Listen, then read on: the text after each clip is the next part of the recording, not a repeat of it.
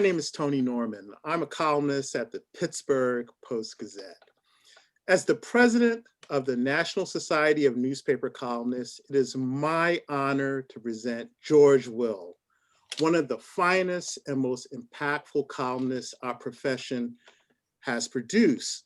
We want to present him with the Ernie Pyle Achievement Award, which is currently on its way to George Will, so he should have it any day now. This program is sponsored by the George Kaiser Family Foundation and co-hosted by our friends and colleagues at SPJ, the Society of Professional Journalists.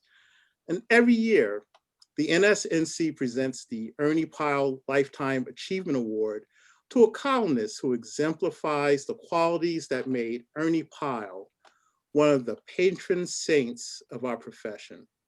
In the 1930s, Ernie Pyle wrote a column for Scripps Howard that was carried in over 200 newspapers.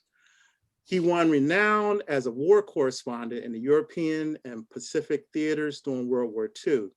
His firsthand accounts of the daily lives of soldiers, sailors, airmen, and Marines made him essential reading for the public and everyone in our profession.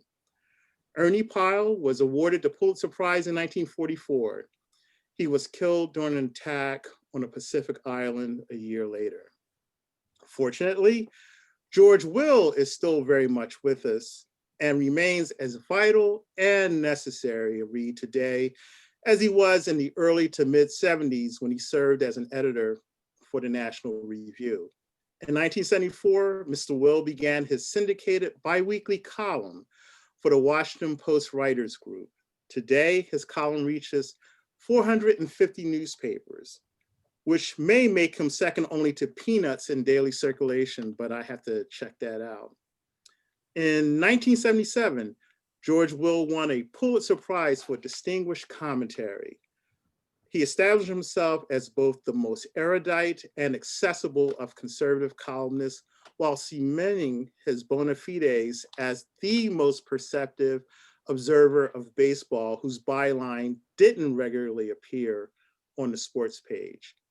George Will also wrote 2 best-selling books about America's national sport to bookend his 3 books on political philosophy and his 11 compilations of columns written for the Washington Post and Newsweek.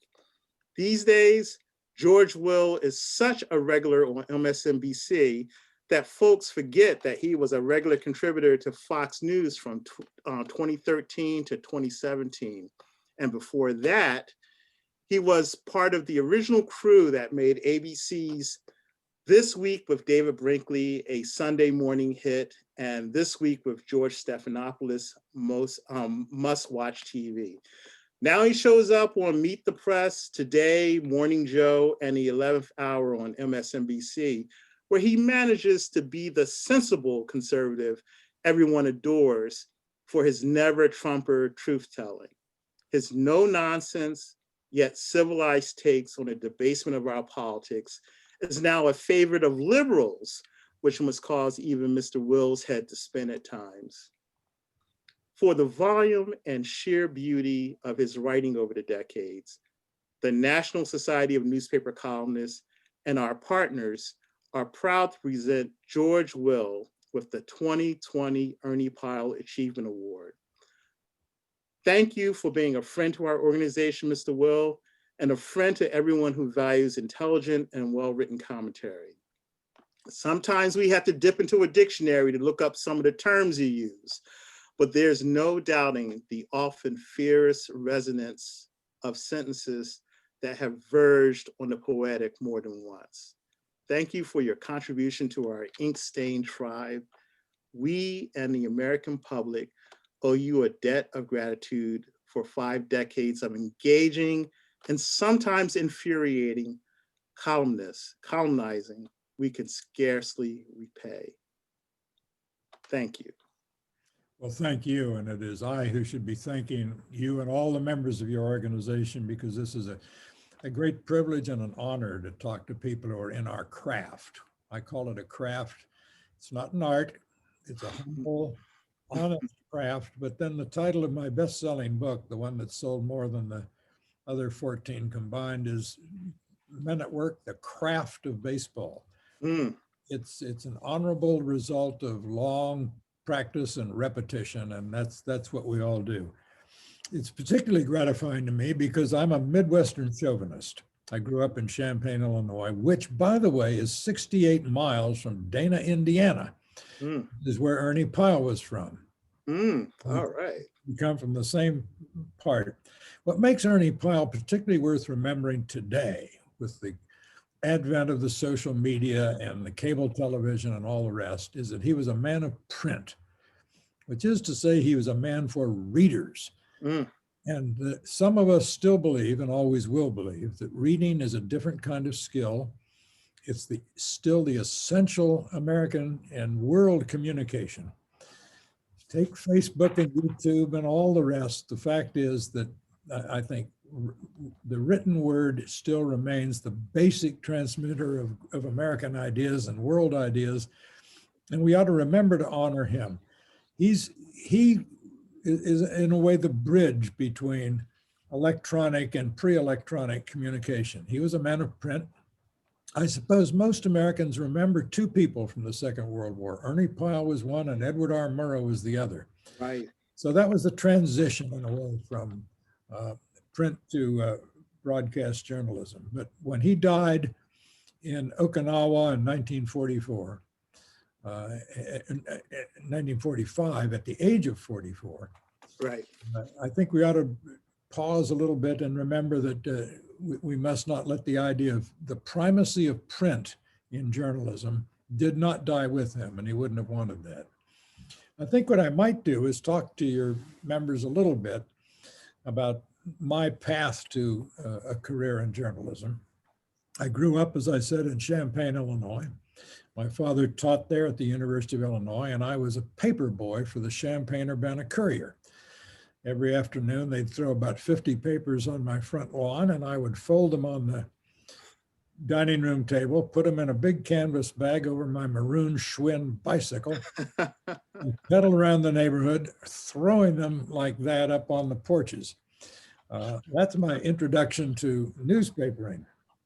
When I got to college, Trinity College in Hartford, I became editor of the Trinity Tripod newspaper.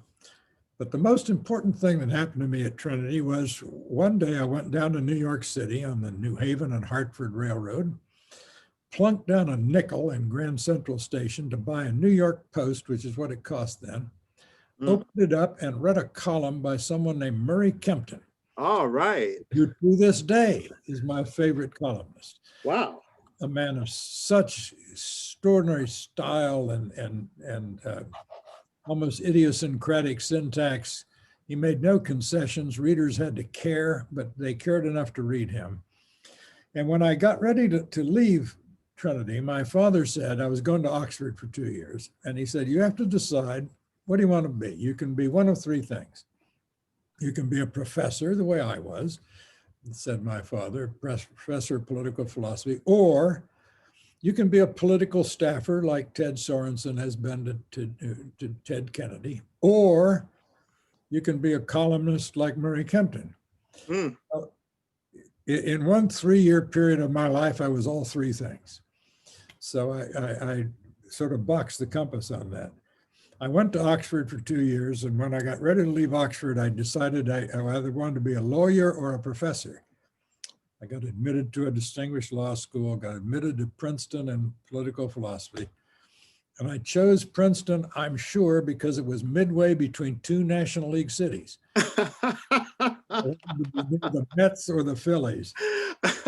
There's some idea of what a curious scholar I was. But I got a PhD. I taught for a year at Michigan State and a year and a half at the University of Toronto, at which point in the fall of 1969, Everett Dirksen, senator from Illinois, leader of the Senate Republican minority, died.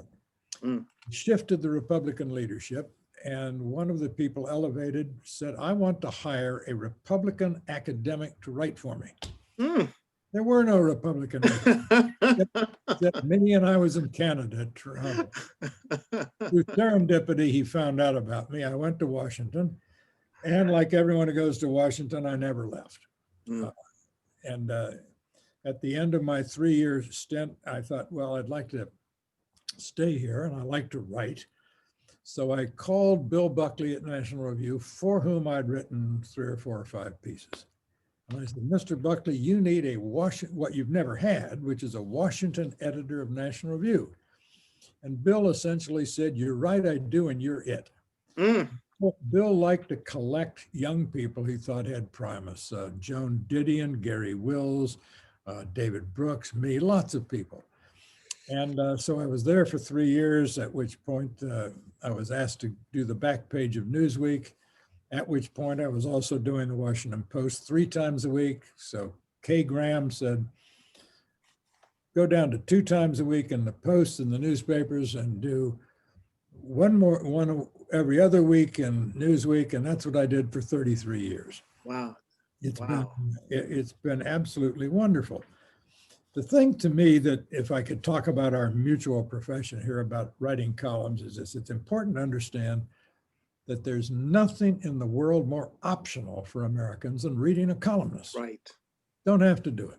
Therefore, it had better be fun. Mm-hmm. It's better be, there are 2 ways of making it fun. It ought to be well written so that it's a pleasure to read. And it ought to give people the pleasure of learning things. That is, you ought to encounter actual facts. I know we appear on what are called the opinion pages, but if it's just opinion, it's boring, because you have to be interested in the opinionator, and most of us aren't that interesting. Facts are interesting and arguments are interesting. So my attempt as a columnist for now more than 5,000 columns has been not to tell people what to think, but how to just show them how one person tries to think. I think I'm still doing, in a way, what I trained at Princeton to do before I went into teaching in academic life. I want to find the kernel of political principle that's buried in all our great controversies. And there's one there, if you can excavate it. And that, I think, gives dignity and weight to our politics. Bearing this in mind, now a lot of people get depressed by the facts I'm about to give you, but I think it's important. Most Americans do not read newspapers. And most of the Americans who read newspapers don't read the op-ed pages. Mm-hmm. That depresses a lot of people, but there's a very bright side to it. And that is, those who do come to our pages and come to where the columns are displayed are a self-selected audience of, frankly, let's not mince words, the intellectually upscale and more interested than most people in American politics and culture. So we can write to them without condescending, without dumping down. We can treat them as what they are, which is the kind of ideal citizens we want to have. They're a small group, but boy, they leaven the society, and it really matters. So in doing this, I've had a rule. About 20 years ago, I decided never to use the word I in a column again. Huh. I do not want people to be interested in me. I want them to be interested in the ideas and the arguments I present. I know, as I say, we appear on opinion pages, but we're dealing with more than opinion. I'll tell you the 2 nicest compliments I've ever received. The first is, someone came up to me and said, I used to be a fact checker at the Washington Post, and I deal with your column. And I had no idea how many facts there were in your column. And that made me awfully pleased. The second best compliment I've ever had came from Priscilla Buckley, who was Bill Buckley's sister, who really ran the magazine. Mm. And she said, when your copy comes in, I don't need to see your name on it. I can tell by your style who wrote it. Mm. I think it's important for readers to think they read a columnist because they like or don't like, and then they don't read him, the play of the columnist's mind on the world around them. If they don't like that, they won't watch him, read him. If they do, they'll come to him. So I've tried to accommodate that understanding of my audience, and also the following. I am very strict about adhering to a 750 word limit. Wow. Well, first of all, it's self-defense. I know that if I send out an 800 word column, which I don't think I've ever done, some editor somewhere is going to edit it. They're going to take out a paragraph or two, and I might think the paragraph mattered to make the whole thing intelligible. So I'm doing my own editing as self-defense. You know, Pascal, the great French theologian and mathematician, once said to a person to who was writing a letter, he said, "I'm sorry about the long letter. I didn't have time to write a short one." The fact is, compression and economy and efficiency of expression matters. And in fact, this takes me back to the fact that it's a good thing that we have a self-selected audience of people who really care to find the op-ed pages and read it. Those are people who have a base of knowledge about American politics and culture, and therefore you don't need to write down to them, and you can assume a certain level of information, which makes it easier to talk to them in 750 words than it otherwise would be. The other great thing about being a writer is it's the opposite of being an athlete. Now, I would much rather have been an athlete. I'd have traded everything I've ever done for one at Major League at bat, but that's another matter. Athlete, the melancholy fact about athletes is they have this steep career curve. Yeah. They rise fast and they decline fast. Mm-hmm. The normal life trajectory is compressed for an athlete. The beauty of being a writer, and I hope everyone listening feels this, is that you can get better every day as you age. I'm 79 and I'm a lot better writer than I was when I was 70. And when I was 70, I was a whole lot better than I was when I was 50. Never mind when I was 32 when I started. Mm-hmm. So there's tremendous satisfaction in being able to do this. It's one of the things that has been the test in the last 4 years is the current president. Mm. I have a feeling that Trump derangement syndrome has been especially prevalent among columnists. Guilty. There's some columnists who for 4 years have got up and twice a week they sit down and say, Trump is a stinker and he's not very smart. And look what he said last week. And I have tried and succeeded in not writing about him as much as almost anyone. In fact, Fred Hyatt, my friend, who's the editorial page editor of the Washington Post, has sometimes asked me to write about him a little more, because in the Washington Post's new building, they have a sort of atrium where all their desks are around, and they have a big scoreboard where they can tell in real time which articles and columns are being read at that moment. Mm. As the scoreboard lights up, he says, when I write about Trump, George, will write about Trump, the scoreboard lights up. So he says, please do it more. And I said, no, the one reason it lights up for me is I don't do it that often. Mm. Because people are still interested. And there's some columnists, I tell you, watching them be detoxified. And in this spring, there will be columnists at the Post and elsewhere writing about Donald Trump in April. But they cannot stop. He has been, in that sense, I think, very bad for columnists. But as I say, I'm approaching 6,000 columns. That's counting 33 years doing the back page of Newsweek. And I know that the most commonly asked question of a columnist, because it's asked to me a lot, and I asked it of Bill Buckley when I first started. I said, how do you find things to write about? And Bill said, the world irritates me 3 times a week. I would just modify that to say that the world irritates, amuses me, piques my curiosity 3 times a week. Let me show you something. There never has been a day when I went into the office and I didn't have 5 things I wanted to write about. I have for 40 years now been carrying in my pocket. I have a little card like that. And on the card, I have column topics that I've been making clippings for and putting research in the files. If history stopped, if it was frozen, and nothing happened in the world for the next month, I'd have no trouble filling it with columns. Wow. So I mean, I get up in the morning. I love to write. Scotty Reston, who was the bureau chief of the New York Times in the 60s, 70s, and 80s, and who actually went to the University of Illinois, go Illini. And he once told me that when he had to write a column the next day, he had trouble sleeping at night. Mm. I'm the reverse. I cannot wait to have to write.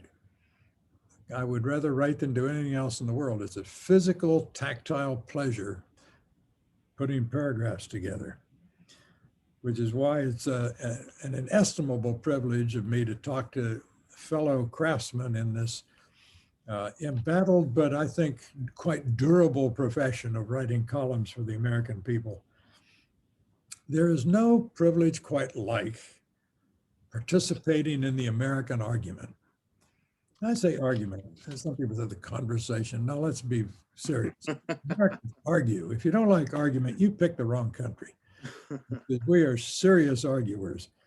And we'll argue about anything. I think if someone said, of your almost 6,000 columns, which one has created the most controversy? It's not about arms control or war and peace. It's probably a column I wrote denouncing the ubiquity of denim. People still stop me in airport concourses and say, my gosh, I disagree with you about denim. And of course, they're wearing blue jeans. But American people will argue about absolutely anything. And that's part of the joy of being an American and part of the joy of being a columnist with, as I say, the inestimable privilege of talking to Americans twice a week. On that note, I think I'll subside. I've probably talked too long. And let's hear from your members. Bravo, bravo. I have a couple quick questions for you because I mean, you came up with Sapphire and Art Buchwald and Herb Caen, Red Smith, Molly Ivins, Broder, McGinnis, Royko, even Hunter S. Thompson. Evans and Novak, Joe Alsop. Oh yeah, we can't forget them. So your career predates, our organization, the NSNC. But did you ever find yourself in a room with these luminaries outside of the infamous campaign buses we've heard so much about? Did you have a sense of bonhomie with your fellow columnists? And if so, give us a little bit of gossip. Who was loved and who was universally hated? I don't know who was hated. I mean, we're all different creatures. Mm-hmm. I remember, for example, I was at David Broder's house having dinner on the night of the Saturday Night Massacre in October '73 when Watergate blew up. Wow. I had to leave the dinner party and go do television. Bob Novak was an acquired taste. I happened to acquire him. He was known as the Prince of Darkness. Right, right. He was a good, hard-nosed reporter. He didn't do the kind of stuff I do. He wanted to know who was fighting whom in the George McGovern campaign, stuff like that. Which doesn't do that much, but I think it's worth doing. I think there's a remarkable amount of good spirit among this group. We're a little smaller than we used to be. Mm-hmm. Again, the idea, the cable television ranters have taken over. As you said in introducing me, I worked for both. In fact, I may be the only human being on the planet who's worked for both MSNBC and Fox. I mean, I know what goes on over there, and I'm telling you, the more I see of broadcast and internet and social media, the more I believe in good old-fashioned print. And it's funny, people forget you were skeptical of Nixon and you weren't crazy about Reagan's lack of budgetary discipline. And you also weren't part of that Invade Iraq club that surrounded George W. Bush. But given that you were always a more principled conservative than a party ideologue, does it annoy you when people celebrate the fact that you're a never Trumper and that as if you're some kind of opportunist? Well, I don't even know what never Trumper means. I'm a never George McGovernor. I'm never a lot. I'll tell you a little story I've never told before, which I started as a columnist in 73, January 73. That's just as Watergate was unraveling and Judge Sirica was causing the cover-up to break. And I'm at home in about March 73, and I get a call from the president's chief of staff, General Alexander Haig, who was at Camp David with the president. And he said, the boss, meaning Richard Nixon, really likes your stuff and he'd like you to come on board on the White House staff. And I said, General Haig, that's very flattering, but before you make that offer, you ought to read my next column. Ooh. I never heard from him again. Pat Buchanan probably put in a good word for you, trying to co-opt you. Look, Watergate was not a close call. I mean, I thought instantly that he was going to be guilty and be gone. By the way, let me say something about Bill Buckley here. National Review then, as now, depended on, to stay afloat, on contributions, not just from subscription, but contributions from people who believed in it. And a lot of the people who believed in National Review believed in Nixon, and a lot of them didn't like me. And Bill Buckley never, not once, tried to tamp down my opposition to Nixon. I was costing him money and support, and he didn't care. He was just a perfectly wonderful editor in that regard. That's wonderful. That's wonderful to hear. All right, I'm going to go to some of the questions that we have. I have a zillion questions, but I really should turn some of these questions over to some of my colleagues. One of my colleagues wants to know, and actually I want to know too, but I sort of suspect the answer. How do you deal with hate mail, both the old-fashioned kind and the emails? And do you ever have to worry about trolls? I mean, people who purposely follow you around, follow your column around and sort of attack you in a column, and does that bother you? You're not going to believe this, but it's absolutely true. I don't see almost any of this stuff. Most of the letters and angry emails that get written about a columnist go to the editors of the papers out in Fort Worth and Boise and elsewhere, and they don't get to me. And those that come to me, my staff either answers, there'll be a few, they'll say, this is a particularly thoughtful, interesting, or poignant one, and I'll answer that. But I don't hear about it. And I frankly, I would have no interest in that anyway. I mean, if people are abusive, I figure they're not the kind of people I want to talk to anyway, and they're not thoughtful, and therefore they don't matter. So I just, that's not a problem for me. Working, I mean, when you started out as a columnist, you eventually migrated over to TV too, and of course you were. I actually started on TV at about the same time. Oh, okay. There was a show in Washington on WTOP, which was one of 5 Washington Post owned and operated stations around the country, Miami and Detroit and elsewhere. And there was a show called Agronsky and Company. Okay. Martin Agronsky had been a big cheese at NBC. And it was me and Carl Rowan and Elizabeth Drew and James H. Kilpatrick and Peter Lisagor of the Chicago Daily News. Peter got cancer and died very quickly. I took his place and I was on there for a while. And it was watching Agronsky and Company that got Roone Arledge, the great news director at ABC, to say, I want to do that nationally. And that's how we got the Brinkley Show. So I'm just making that point that I did television and writing simultaneously. So to what extent the fact that you were a TV pundit, how did that cause you to sort of modify your own written opinion midweek? I mean, when you were sitting across from David Brinkley or Cokie Roberts, on Sunday, did it somehow or possibly even affect the way you wrote your opinion midweek? No, nothing affects the way I write. I mean, to me, writing is everything. Mm. There's simply, I would never let anything interfere with the writing.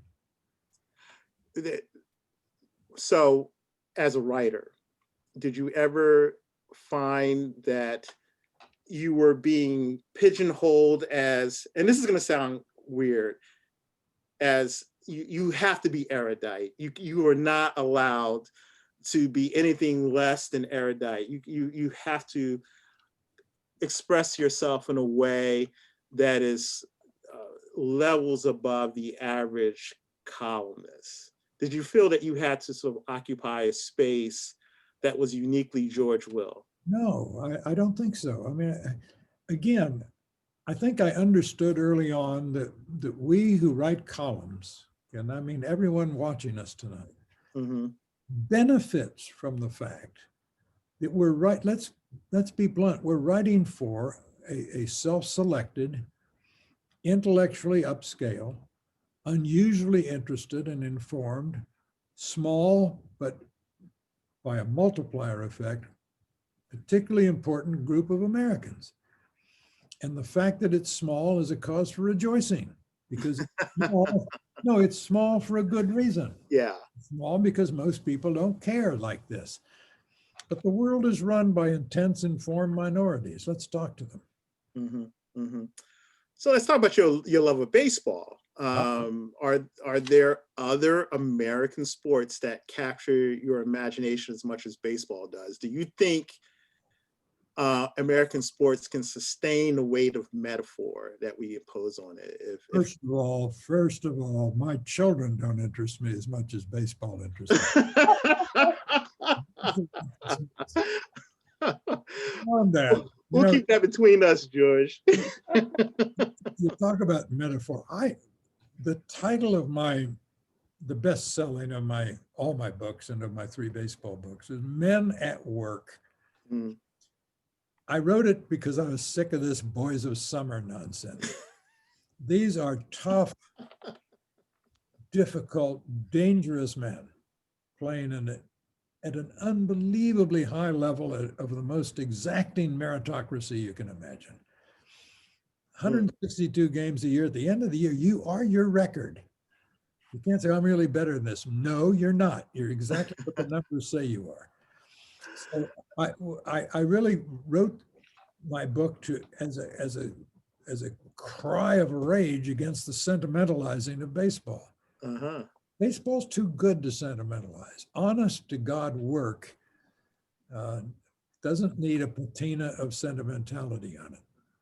So what do you do? I mean, but it's so quintessentially American, isn't it? It was invented here, unless the propaganda about it really being invented in Scotland is true. But let's say it was invented here. And the American experiment is almost by definition mythological, sentimental. So, I mean, how could baseball escape that in a way? It's almost like you were wanted to be outside of the nature of Americanness, which is self-mythologizing. Yeah, I think America is so great it doesn't need mythologizing. I think that to understand the American Revolution is to understand the bloodshed and the hardship, Mm-hmm. the bloody footprints in the snow, and all that went with that. This was not for the faint-hearted or the sentimental. These were hard people doing hard things under hard circumstances. Mm-hmm. I think realism is the business. We in the journalism business are in the realism business, and it is imperative. It's a duty to avoid sentimentality and romance. So if baseball is America's sport, whatever that means, what does that make the NFL or the NBA, which draw bigger audience? Excellent question. Baseball. Look, the NFL draws lots of people, fewer than it used to. Mhm. The NBA is a rising, very attractive product. Baseball remains unique in that it's really a regional sport. The national baseball ratings aren't very good Mm. because an NFL fan in Peoria will watch the Miami Dolphins play the Seattle Seahawks. He doesn't care. Baseball fans want to be attached to their regional product. And the Rangers and the Padres and the Astros and the Braves, their regional network ratings are through the roof. They're perfect. So baseball's doing fine in that regard. Baseball is a serious problem. It's the pace of play problem. You're not going to get the modern young person who lives by the speed of his phone. He's not going to put up with 3 hour and 15-minute games where the ball is put in play about once every 4 minutes. They're just not. And baseball is a serious challenge to solve that, and I hope they do. So you're someone who accepts all the reforms in baseball. You know, No. you don't want it to change, but you On second base in the 10th inning? I don't think so. But there got to be other ways of dealing with these problems. Well, okay, all right, good, fair enough. So you know this profession better than anyone. Who are the writers or the TV journalists or the podcasters who really excite you and give you hope that the next generation is in good hands? Well, I'll give you one example. There's a writer for the Washington Post. He doesn't live in Washington. I think he lives in Kansas City, named David Bundreel, who's just a terrific writer. Okay. If you look back in the past, I mentioned Murray Kempton, Eric Severide, CBS News television commentator and a great writer, wrote one of the best books to come out of the Second World War called Not So Wild a Dream. One of my pinups, if you will. There have been so many great columnists. My good friend Charles Krauthammer was wonderful. Oh yeah. Until he died, I guess 3 years ago now. The good thing about the internet is there's an awful, the barrier to entry is down. It's a cornucopia of opportunities for people. And there are an enormous number of very talented people writing out there. You listen to podcasts too? Well, I don't do podcasts. I mean, people have asked me to do one, but I'd rather write books. But I'm not against podcasts. I just don't have time. Given how prolific you are in terms of your column, I wonder why you haven't attempted, in all the books you've written, why you've never attempted a novel, just a straight up work of fiction, unless I've missed it, unless I've missed one in all. No. I've been asked that before. My answer is I've read Middlemarch. I know how it's done well, and I can't do that. Well, you're very honest, and you probably could put together something that would be passable and sellable. I don't want to do passable. If I can't do it well, I'm not going to do it. Yeah, good. Amen. And I know I can't. I just, being a good novelist, write good fiction, you have to, in a way, reveal yourself in a way that I'm just too reticent to do. Not going to do it. So, I wonder if you wouldn't mind taking us, a little bit into the craft itself, because I'm really fascinated by this. Because just you've written so much, and you've showed us the little card that has your topics on it. But what dictates those topics? Is it the outrage of the day? Is it like a continuation of an argument you want to continue and you want to finish? And how much time do you use towards research versus just sort of getting into the flow, expressing the opinion itself? And is there one that gets more time than the other? Just walk us through a typical session. The research is everything. I mean, for example, I've been reading an enormous amount about the economics of a minimum wage. That'll turn 750 words, but I will have read 10,000 words when I get to that. The question of forgiveness of student loans, I've been Yeah. reading an enormous amount about it. I write probably 10 to 15% of my columns. I write 100 columns a year. So it's 10 to 15 columns a year at least on Supreme Court oral arguments and cases, which requires me to read amicus briefs that explain the issues. Sure. There's just an enormous amount of reading involved in getting ready. Now, I am not driven by the news. If I don't write a third, at least a third of my columns in a year on subjects that are not only not above the fold of the front page of the New York Times, they're not even in the news, then I'm not doing my job right. I do not want to be a columnist who is merely reactive to stimuli from the evening news. That's Wow. So that stuff is evanescent.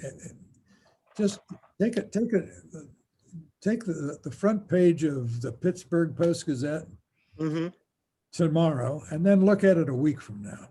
Yeah. Who cares? I mean, almost everything in the world doesn't matter nearly as much as we think everything matters. Agreed. And Agreed. a columnist ought to try and write about things that are more durable. So just so I understand this, you're not tied to what's happening necessarily. So you're writing continuously. Don't get me wrong. When news happens, when big events happen, I write on them. I send out immediate release columns. And I'll write on a weekend to get it into the paper on Monday. I mean, I'm not indifferent to the staccato flow of events.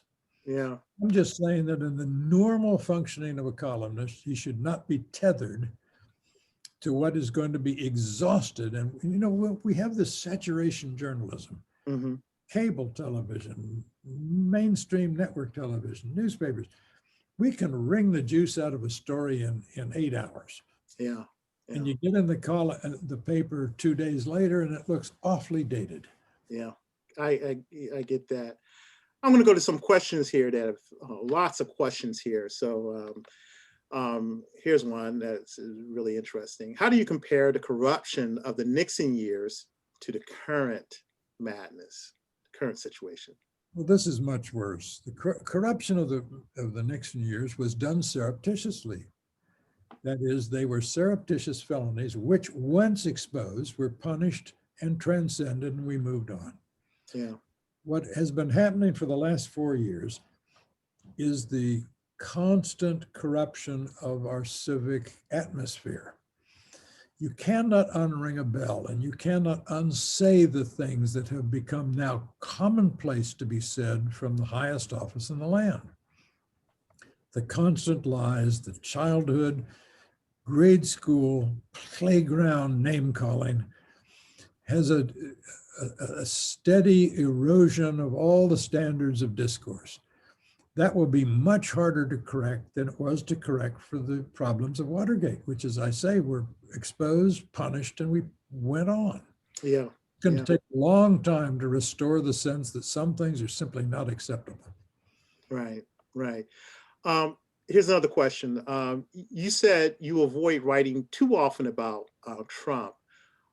What could members of the media have done to mitigate the president's ability to create controversy with outrageous behavior or statements to distract from real issues? Should they have ignored his tweets, or at least some of them? What's your take on that? That's a superb question, and I don't have an answer. Yeah, it's a difficult one. My visceral instinct is ignore him, but it's hard to ignore the madness and eccentric behavior of a man who has the nuclear codes. I mean, true enough. He matters. But there has to be a way to talk. You know, the Post, Washington Post, and the New York Times, and lots of others have decided that it is their job to say, Today, the president said the false and unsupported X. Mm-hmm. I'd take out the false and unsupported. Why don't they just say, today the president said X. There is not much evidence for X, and get on with it. But you see, what we're paying the price for as journalists and as a society is the absurd inflation of the modern presidency. Yeah. The idea that the presidency is everything, that the president is the tone setter of American life, that the other branches of government are in complete and total eclipse, the obsession we have with every twitch of the presidential ego. This didn't start with Trump and it won't end with his departure. Until we begin to restore something like the Madisonian equilibrium between the three branches of government. And as a conservative, I believe in congressional supremacy. I think it's Article 1 of the Constitution for a reason. We're going to have this problem in journalism. The journalists, because it's easy to respond to every twitch of the presidential ego. The Right. problem is, the problem is partly television. Television is slave to an inherently superficial news gathering instrument, which is a camera. You can't point a camera at 535 members of Congress. You can point a camera at one man, the president. And so the technology of journalism has tended to reinforce the supremacy of the presidency. And we just have to find a way to grow up and have a more adult approach to American government. Well, here's another question that actually is somewhat related to what you were just saying. Do you think the rise of buzzwords and the politicization of words makes it inherently difficult to write well? Yes, particularly if you haven't read George Orwell's great essay, Politics in the English Language, in which, this is the man who talked about newspeak in 1984. Right. 1984 is a novel about the corruption of language. And it is absolutely imperative on journalists to police the English language, to say that words mean certain things and not other things. And to insist on clarity, which is why I will be glad when journalists decide that they're free from what they consider the moral imperative to get rid of Donald Trump. And no one has anything to teach me about how to dislike Donald Trump. I do think journalists miscast their role here. Their role should be simply to call people back to reality. That's enough. Yeah. Because here's another one. Because we write for a smaller, self-selected group, doesn't this put our work in danger of job cuts? Because corporations like pieces that reach a lot of people. So what is your advice to us, we who are going up against that type of corporate thought? I think the corporations that own newspapers want to reach a lot of people because they want their stores and their automobile dealers to advertise. That's fine. But trust me, people are not keeping newspapers afloat to read us. They're just not. And that's, again, I say that's good. We should not feel the burden of trying to draw a mass audience to keep a newspaper afloat, because we're not going to do it. Right. So that's someone else's job. So what are your Trump aside, and I don't get the sense that he's your biggest headache, but what are your concerns? What are your biggest concerns about this moment in our nation's life? I think some people are addicted. I use the language of addiction, and I normally avoid the language that medicalizes discourse. But some people, a lot of people in America, are addicted to anger at this point. They're only happy when they're unhappy. I think when they're angry, their synapses are firing off in their brain. It's like cocaine. And they can't live without it. And we have to get people, we have to break this cycle of reinforcing angers. Mhm. Because, you see, most Americans are not angry. They're exhausted and they're embarrassed. Yeah. But I don't know how it is in Pittsburgh, but I think a lot of people are disgusted and embarrassed, but they're not angry with one another. I just don't believe that. Yeah. Yeah. Um, One of my colleagues has an interesting question here. He says many prominent conservative commentators made clear in recent months that for the GOP to start redeeming itself as a credible political entity, there needed to be an accountability on election day for Republicans up and down the ballot. That didn't happen, at least in the down ballot races. So why do you think it didn't happen? And what steps should principled conservatives be considering right now? Well, there are two questions there. The first one is, why did the blue wave not materialize? Right. I'll give you a short, oversimplified answer. It's hard to think in all of American history as destructive and simply dumb slogan to match defund the police. Mm. If Mhm. normal walking around America and said, a society without police? I don't think so. And they said, who are these people who talk like that? Who are these people who say, I'm so angry about George Floyd, I want to topple a statue of U.S. Grant in San Francisco? I mean, the sheer nuttiness of what happened this summer. I think the blue wave broke in August when people decided the Democratic Party was right, we got to get rid of Trump, and the Democratic Party was nuts about its inability to speak clearly about the excesses on the left. So I think what I'm basically saying is the American people made a sophisticated, calm, rational judgment, Mm. both in getting rid of Trump and in saying we don't think the Democratic Party in its current configuration should be given united government control. Let's check them. Mm. What, there was another half of that question. Let me refresh me. Yes. What do you think? Whoops. Oh, what should the Republican Party do? Yes. Yeah. Principled Republicans do.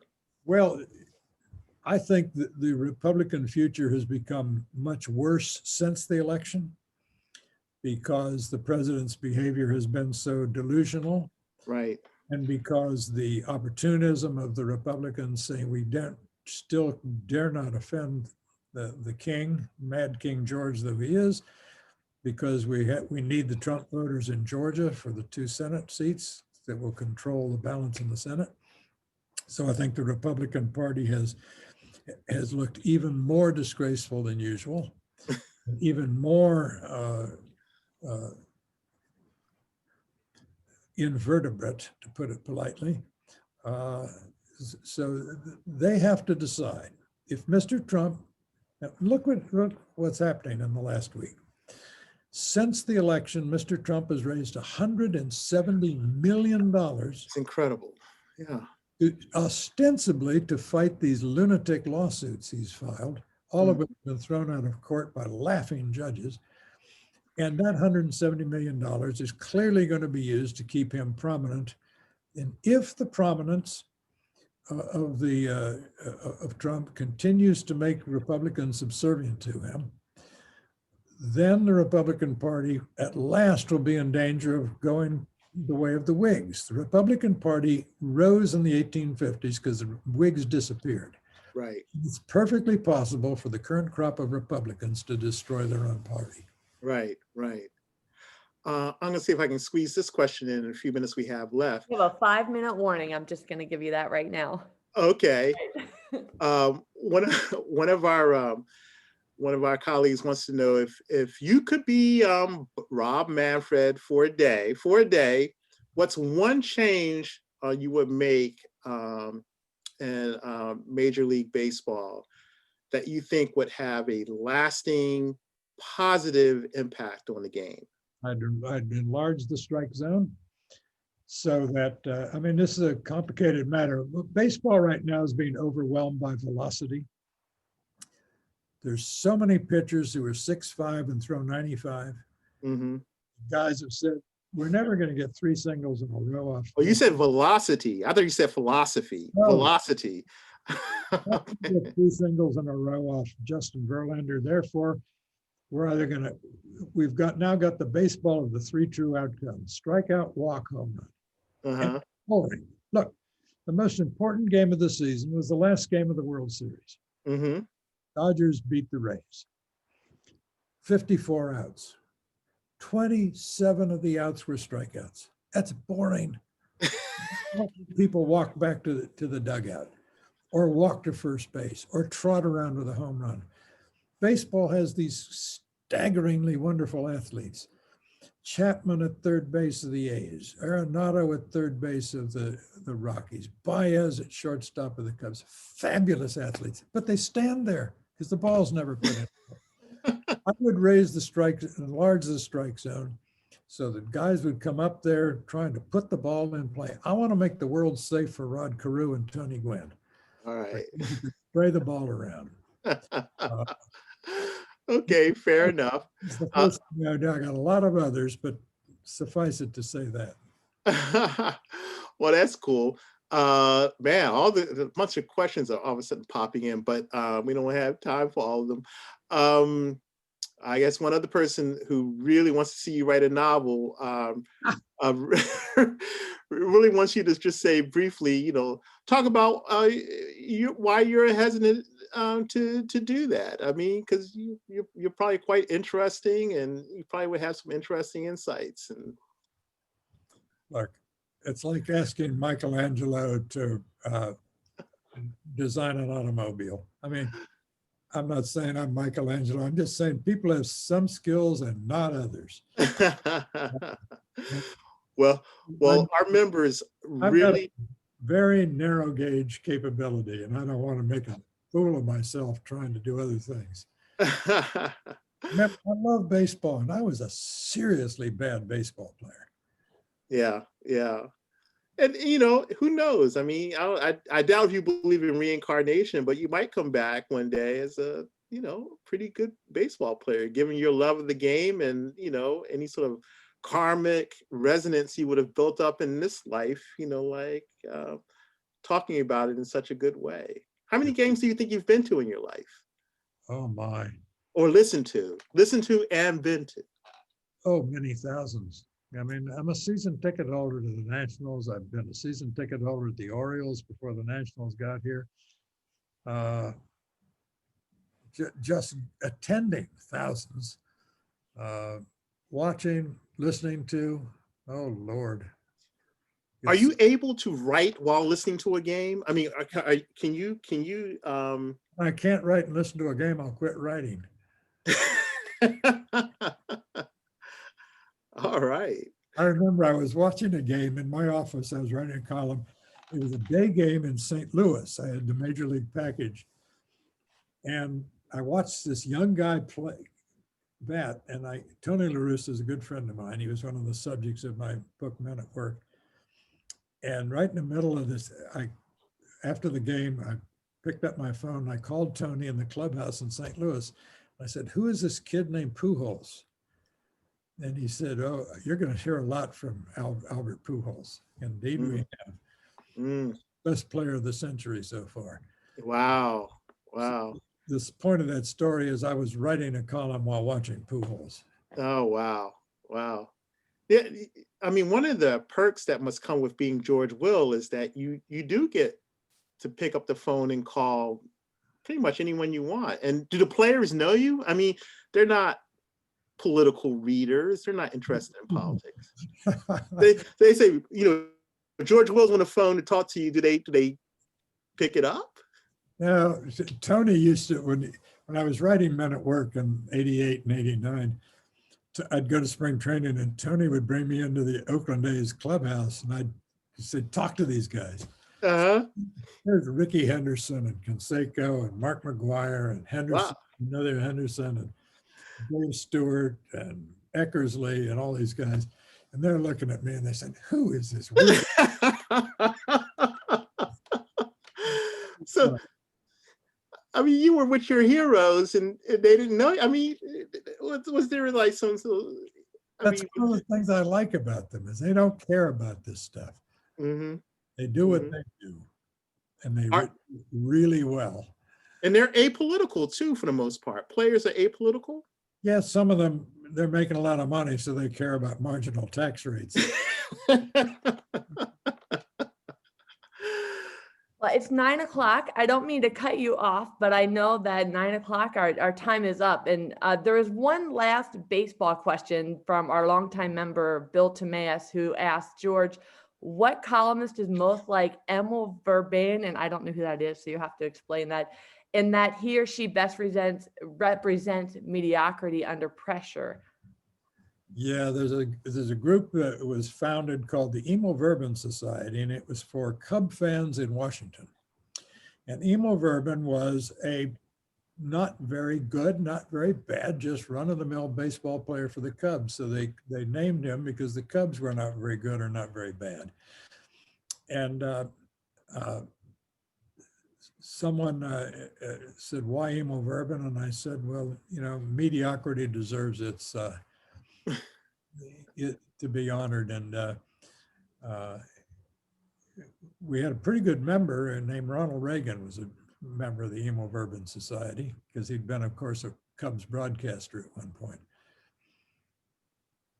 Well, I've enjoyed this very much. You know, Yes, it's been fun. we can do it again sometime and just talk entirely about baseball.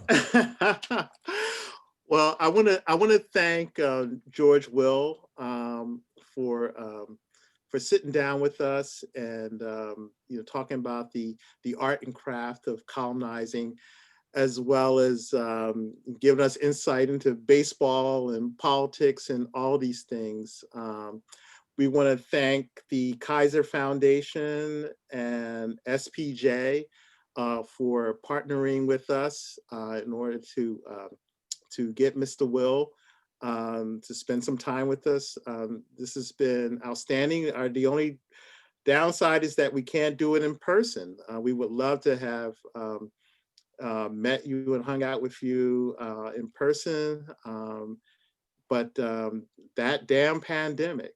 But you know, this is where we are today. But we just want to thank you, and you can't hear all the applause out there, but believe me, there's tons of applause. Let me close by giving you a trivia question. Sure. In the way Google has spoiled trivia questions, because people just go to their phone and answer them. Okay. The only player in baseball history to have 500 hits with 4 different teams. Oh my God. That should be easy. That should be easy. Well, next time we talk, you can tell me who it is. I'm going to tell you who it is the next time we talk. Googling is cheating. Remember that. You have to figure this out. George Will, you're a pretty hip guy, and we've really enjoyed this. It's been fun. Let's do it again. All Thank right, you so brother. much. And thank you, everybody, all of our attendees. I really appreciate it. And thank you, Tony, so much. Thank you. Have a good All right, night, everyone. guys. Bye-bye. Bye. Bye.